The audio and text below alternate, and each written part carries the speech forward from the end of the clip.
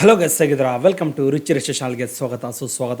ಇವತ್ತಿನ ಈ ವಿಡಿಯೋದಲ್ಲಿ ಎಷ್ಟೋ ಜನ ರೇಷನ್ ತಿದ್ದುಪಡಿ ಆಗಿರ್ಬೋದು ಅಥವಾ ಅಪ್ರೂವಲ್ ಆಗಿರ್ಬೋದು. ಬಟ್ ಇನ್ನೊಂದು ಯಾವಾಗ ಅಪ್ರೂವಲ್ ಮಾಡ್ತಾರೆ, ಅದೇ ರೀತಿ ಹೊಸ ರೇಷನ್ ಕಾರ್ಡ್ಗೆ ಅರ್ಜಿ ಬಿಟ್ಟಿಲ್ವಾ, ಲಾಸ್ಟ್ ಡೇಟ್ ಯಾವತ್ತು, ಅಥವಾ ಹೊಸ ರೇಷನ್ ಕಾರ್ಡ್ ಆಗಿರ್ಬೋದು, ತಿದ್ದುಪಡಿ ಆಗಿರ್ಬೋದು, ಎಲ್ಲಿ ತಿದ್ದುಪಡಿ ಮಾಡಿಸ್ಕೊಳ್ಬೇಕು, ಹೇಗೆ ಮಾಡಿಸ್ಕೊಳ್ಬೇಕು, ಇದ್ರ ಬಗ್ಗೆ ಎಷ್ಟೋ ಜನ ಕಾಮೆಂಟ್ಸ್ಗಳನ್ನು ಮಾಡ್ತಾನೆ ಇದ್ದೀರಾ. ಇವತ್ತಿನ ಈ ವಿಡಿಯೋದಲ್ಲಿ ಇದ್ರ ಬಗ್ಗೆ ಕೆಲವೊಂದು ಇಂಪಾರ್ಟೆನ್ಸ್ ಏನಿದೆ ಇದ್ರ ಬಗ್ಗೆ ವಿಡಿಯೋ ಮಾಡಿ ನಾನು ನಿಮಗೆ ನೆಕ್ಸ್ಟ್ ಟಾಪಿಕ್ನಲ್ಲಿ ನಾನು ನಿಮಗೆ ಕೆಲವೊಂದು ಇಂಪಾರ್ಟೆಂಟ್ ಆಗಿರುವಂಥ ಒಂದು ಅಪ್ಡೇಟ್ ಬಗ್ಗೆ ತಿಳಿಸ್ಕೊಡುವಂಥ ಒಂದು ಪ್ರಯತ್ನ ಮಾಡ್ತೀನಿ. ದಯವಿಟ್ಟು ನಮ್ಮ ಚಾನಲ್ಗೆ ಯಾರಾದರೂ ಫಸ್ಟ್ ಟೈಮ್ ವಿಸಿಟ್ ಮಾಡಿದ್ರೆ ಕೂಡಲೇ ಸಬ್ಸ್ಕ್ರೈಬ್ ಮಾಡಿಕೊಂಡು ಹಾಗೆ ಬಿಲ್ ಐಕಾನ್ ಬಟನ್ ಮೇಲೆ ಕ್ಲಿಕ್ ಮಾಡಿ. ಸತ್ರ ಮೊದಲನೇದಾಗಿ ನೀವೇನಾದರೂ ರೇಷನ್ ಕಾರ್ಡು BPL ಆಗಲಿ APL ಆಗಲಿ ಹೊಸದಾಗಿ ಅರ್ಜಿ ಹಾಕಿಸ್ಕೊಳ್ಬೇಕು ಅಂದ್ಕೊಂಡಿದ್ರೆ, ಅಕಸ್ಮಾತ್ ಏನಾದರೂ ಹಾಕಿಸ್ಕೊಂಡಿದ್ರೆ ಅಪ್ರೂವಲ್ ಇನ್ನೂ ಆಗಿಲ್ಲ ಅಂದರೆ ನೀವು ನಿಮ್ಮ ಫುಡ್ ಆಫೀಸ್ಗೆ ವಿಸಿಟ್ ಮಾಡಿ ಯಾವತ್ತು ಬರೋದಕ್ಕೆ ಹೇಳ್ತಾರೋ ಅಂತಹ ಒಂದು ಟೈಮಿಂಗ್ಸ್ನಲ್ಲಿ ನೀವು ಅರ್ಜಿನ ಸಬ್ಮಿಟ್ ಮಾಡಿ ಅಪ್ರೂವಲನ್ನು ಮಾಡಿಸ್ಕೊಳ್ಬೋದು.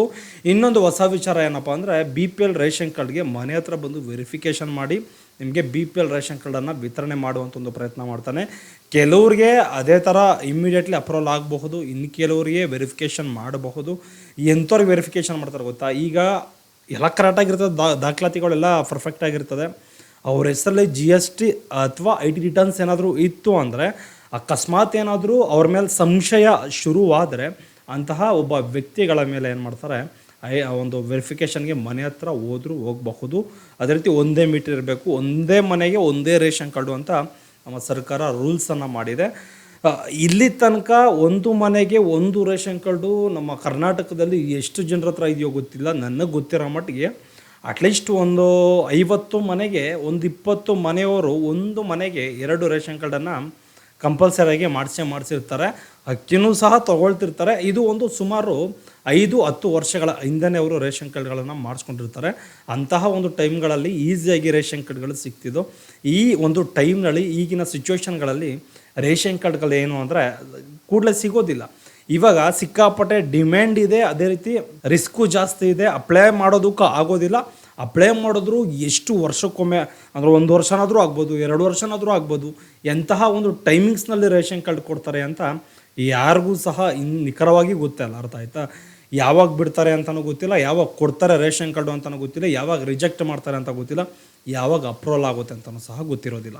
ಸುಮಾರು ನಾನು ನೋಡಿರುವಂತಹ ಒಂದು ತಕ್ಕ ಮಟ್ಟಿಗೆ ಹೊಸ BPL ಕಾರ್ಡ್ಗೆ ಯಾರೆಲ್ಲ ಅರ್ಜಿಯನ್ನು ಸಲ್ಲಿಸಿರ್ತೀರೋ ಅಂಥವ್ರಿಗೆಲ್ಲ ಅಪ್ರೂವಲ್ ಆಗಿರೋದಕ್ಕಿಂತ ಜಾಸ್ತಿ ಸುಮಾರು ಒಂದು 100%ಗೆ ಒಂದು 70%, ಒಂದು 60% ಅಷ್ಟೇ ಅಪ್ರೂವಲ್ ಆಗಿರೋವಂಥದ್ದು. ಅದೇ ರೀತಿ ಇನ್ನೂ ಪೆಂಡಿಂಗ್ ಇದೆ, ಇನ್ನೂ ರಿಜೆಕ್ಟ್ ಆಗಿರೋವು ಇಮ್ಮಿಡಿಯೇಟ್ ರಿಜೆಕ್ಟ್ ಆಗಿದೆ, ಆ ರಿಜೆಕ್ಟನ್ನು ಮಾಡಿದ್ದಾರೆ. ಅರ್ಥ ಆಯ್ತಾ? ಈ ಥರ ಒಂದು ಸಿಚುವೇಶನ್ಸ್ಗಳು ಪ್ರತಿಯೊಬ್ಬರಿಗೂ ಸಹ ಬರ್ತಾನೆ ಇದೆ. ನೀವೇನು ಮಾಡಬೇಕು, BPL ರೇಷನ್ ಕಾರ್ಡ್ಗೆ ಅರ್ಜಿಯನ್ನು ಅಪ್ಲೈ ಮಾಡೋದಕ್ಕಿಂತ ಮುಂಚೆ ಅದಕ್ಕೆ ಆದಂಥ ಕೆಲವೊಂದು ಕಂಡೀಷನ್ಸ್ಗಳಿದೆ. ಆ ಕಂಡೀಷನ್ಸ್ಗಳ ಬಗ್ಗೆ ತಿಳ್ಕೊಳ್ಳಿ. ಹೆಚ್ಚಿನ ಮಾಹಿತಿಯನ್ನು ಬೇಕಾಗಿಲ್ಲ. ಏನು ಕಂಡೀಷನ್ಸ್ಗಳು ಸಿಂಪಲಾಗಿ ಹೇಳೋದಾದರೆ, ನಿಮಗೆ GST ಇರಬಾರ್ದು, ನಿಮ್ಮದು IT ರಿಟರ್ನ್ಸ್ ಇರಬಾರ್ದು, ಗೌರ್ಮೆಂಟ್ ಕೆಲಸಗಳು ಇರಬಾರ್ದು, ಅದೇ ರೀತಿ ಒಂದು 6 ಎಕರೆಗಿಂತ ಜಾಸ್ತಿ ಭೂಮಿ ಇರಬಾರ್ದು, ಕಾರ್ ಇರಬಾರ್ದು, ಐಷಾರಾಮಿ ಜೀವನ ನಡೆಸ್ತಿರ್ಬಾರ್ದು, ಐಷಾರಾಮಿ ಬಂಗಲೆಗಳು ಮನೆಗಳು ಇರಬಾರ್ದು. ಅಕಸ್ಮಾತ್ ಏನಾದರೂ ಎಲ್ಲೋ ಬೋಲ್ಡ್ ಕಾರ್ಗಳಿದ್ರು ಏನೋ ನಡೆಯುತ್ತೆ. ಬಟ್ ಆದರೆ ಒಂದು ವೈಟ್ ಬೋಲ್ಡ್ ಕಾರ್ಗಳು ಅಕಸ್ಮಾತ್ ಏನಾದರೂ 2 ಲಕ್ಷಕ್ಕಿಂತ ಆದಾಯ ಮೀರಿದ್ರೆ, ಅರ್ಥ ಆಯ್ತು, ಇನ್ಕಮ್ ಸರ್ಟಿಫಿಕೇಟ್ಗಳಲ್ಲಿ ಬಿಲ್ಕುಲ್ ಆಗೋದಿಲ್ಲ. 1,20,000 ಇರಬಹುದು ನನ್ನ ಗೆಸ್ ಪ್ರಕಾರ. ಬಟ್ ನನಗೆ ಕ್ಲಿಯರ್ ಕಟಾಗಿ ನೋಡಿಲ್ಲ. 2 ಲಕ್ಷ ಇತ್ತು, ಹಳೇದಲ್ಲೇ 2 ಲಕ್ಷ ಇತ್ತು. ಬಟ್ ಆದರೆ ಇಷ್ಟು ಒಂದು ಕಂಡೀಷನ್ಸ್ಗಳು ಇದೆ ಈಗ ಪ್ರೆಸೆಂಟು. ಅದ್ರ ಜೊತೆಗೆ ಸಣ್ಣ ಪುಟ್ಟ ಕಂಡೀಷನ್ಸ್ಗಳು ಏನಕ್ಕೋಸ್ಕರ ರಿಜೆಕ್ಟ್ ಮಾಡ್ಬೋದು ಅಂದರೆ, ಮನೆ ನಂಬರ್ ಹಾಕಿಲ್ದೇ ಇರುವಂಥದ್ದು, ಏರಿಯಾ ನಂಬರ್ ಆಧಾರ್ ಕಾರ್ಡಲ್ಲಿ ಇಲ್ಲದೆ ಇದ್ದರೆ, ಒಂದೇ ಮೀಟ್ರಿಗೆ ಒಂದೇ ರೇಷನ್ ಕಾರ್ಡು ಅಂತ ಅನೌನ್ಸ್ ಆಗಿದೆ. ಒಂದೇ ಮನೆಗೆ ಒಂದೇ ರೇಷನ್ ಕಾರ್ಡು, ಇದರ ಅರ್ಥ ಆಯ್ತಾ? ಒಂದು ಮನೇಲಿ ಏನಾದರೂ 2-3 ರೇಷನ್ ಕಾರ್ಡ್ ಇದ್ದರೆ ಇಮ್ಮಿಡಿಯೇಟ್ ರಿಜೆಕ್ಟ್ ಮಾಡಿ ಬಿಸಾಕ್ತಾರೆ. ಇದು ಒಂದು ಮೇಯ್ನ್ ಪ್ರಾಬ್ಲಮ್ ಅಂತಲೇ ಹೇಳ್ಬೋದು. ನಿಮಗೇನಾದರೂ ಮನೇಲಿ 2-3 ರೇಷನ್ ಕಾರ್ಡ್ ಇದ್ದರೆ ದಯವಿಟ್ಟು ಅದಕ್ಕೆ ಆ್ಯಡ್ ಆಗಿ, ಏನೂ ತೊಂದರೆ ಆಗೋದಿಲ್ಲ. ನೀವೇನಾದರೂ ಲೋನು ಏನಾದರೂ ಗ್ರ್ಯಾಂಟ್ ಮಾಡಿಸ್ಬೇಕು, ಏನಾದರೂ ಪ್ರಯೋಜನಗಳು ಎಮರ್ಜೆನ್ಸಿ ಇದ್ದರೆ ಮಾಡಿಸ್ಕೊಳ್ಬಹುದು. ಬಟ್ ಆದರೆ ನಿಮ್ಮ ಯಾರೋ ಒಬ್ಬರು 2 ತಂದೆ ತಾಯಿಗಳಿರ್ತಾರೆ, ನಿಮ್ಮ ಫ್ಯಾಮಿಲಿ ಒಂದೇ ಕುಟುಂಬಕ್ಕೆ ಒಂದೇ ರೇಷನ್ ಕಾರ್ಡು ಹೆವಿ ಮಸ್ತ್ ಆಗುತ್ತೆ. ಅರ್ಥ ಆಯ್ತಾ? ನೀವೇನಾದರೂ ಅದನ್ನು ಡಿಲೀಟ್ ಮಾಡಿಸೋದಂತೆ, ಅದನ್ನು ರೇಷನ್ ಕಾರ್ಡ್ಗೆ ಹೋಗಿ ಹೊಸ್ದಾಗಿ ಅಪ್ಲೈ ಮಾಡೋದು ಅಂತೆ, ಅದು ಬರದೇ ಇರೋದಕ್ಕೆ ಹೋಗಿ 20 ಸರಿ ಸುತ್ತೋದು ಯಾವ ಥರ ಇದೆ, ಅದೇ ರೇಷನ್ ಕಾರ್ಡ್ಗೆ ಆ್ಯಡ್ ಆದರೆ ಯಾವ ಥರ ಇರ್ತದೆ, ಇದನ್ನು ದಯವಿಟ್ಟು ತಲೆಯಲ್ಲಿ ಇಟ್ಕೊಳ್ಳಿ. ಅರ್ಥ ಆಯ್ತಾ? ಅದೇ ರೀತಿ ತುಂಬ ಇಂಪಾರ್ಟೆಂಟ್ ಆಗಿರುವಂಥದ್ದು ತಿದ್ದುಪಡಿ ಯಾವ ಟೈಮ್ನಲ್ಲಿ ಬಿಟ್ಟಿದ್ದಾರೆ, ಈಗ ಪ್ರೆಸೆಂಟ್ ಬಿಟ್ಟಿದ್ದಾರೆ 31ಕ್ಕೆ, ಈ ತಿಂಗಳು 30ಕ್ಕೆ ಲಾಸ್ಟ್ ಆಗುತ್ತೆ, ಅರ್ಥ ಆಯ್ತಾ? ಈ ತಿಂಗಳು 31ಕ್ಕೆ ಲಾಸ್ಟ್ ಆಗುತ್ತೆ ಈ ತಿಂಗಳು. ನಿಮ್ಗೇನಾದರೂ ರೇಷನ್ ಕಾರ್ಡು ಹೊಸದಾಗಿ ಅರ್ಜಿ ಹಾಕಿಸ್ಕೊಳ್ಬೇಕು ಅಥವಾ ತಿದ್ದುಪಡಿ ಮಾಡಿಸ್ಕೊಳ್ಬೇಕು ಅಂದ್ಕೊಂಡಿದ್ರೆ ನಿಮ್ಮ ಗ್ರಾಮವನ್ನು ಕರ್ನಾಟಕ ಒನ್ ಸೆಂಟ್ರಿಗೆ ವಿಸಿಟ್ ಮಾಡಿ ಅರ್ಜಿಯನ್ನು ಸಲ್ಲಿಕೆ ಮಾಡಬಹುದು.